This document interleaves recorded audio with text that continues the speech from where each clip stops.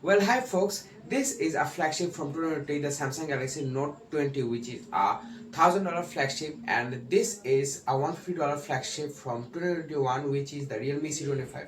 And I'm going to be testing out their gaming performance and finding out which one performs better. Now I'm going to play a pretty low power game because this thing even lags that low power game, and show you all which one is better. And obviously this one is better, even though it's 5 years old and this one is 3 years old. So yeah, let's do it.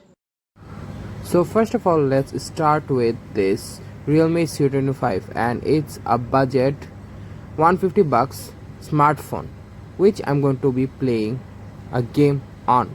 And yeah, as far as the specs goes, it has a MediaTek Helio G70 processor and 4 gigs of RAM and 120 gigs of storage.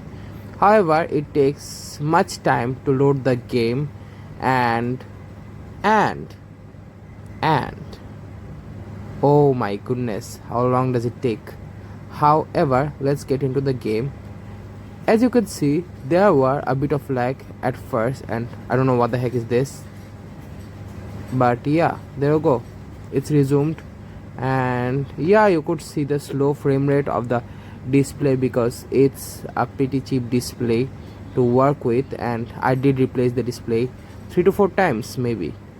However, there you go guys, it's gameplay, and you could definitely feel the slowness of this, and the processor of it is not that powerful to work with. But I did play Genshin Impact on this, that also ran quite well maybe, because at first I used to play Genshin Impact on this. However, let's move on to the Samsung.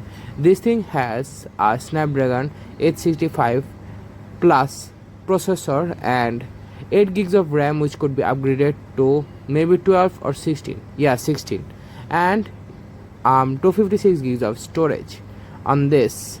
And it does not take that long to load the game, and right off the bat you could start playing.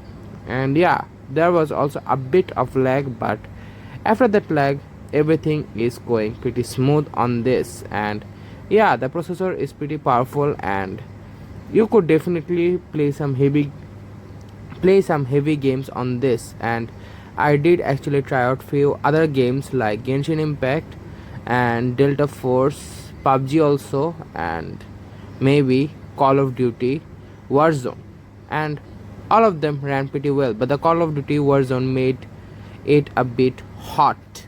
Yeah, it heated up.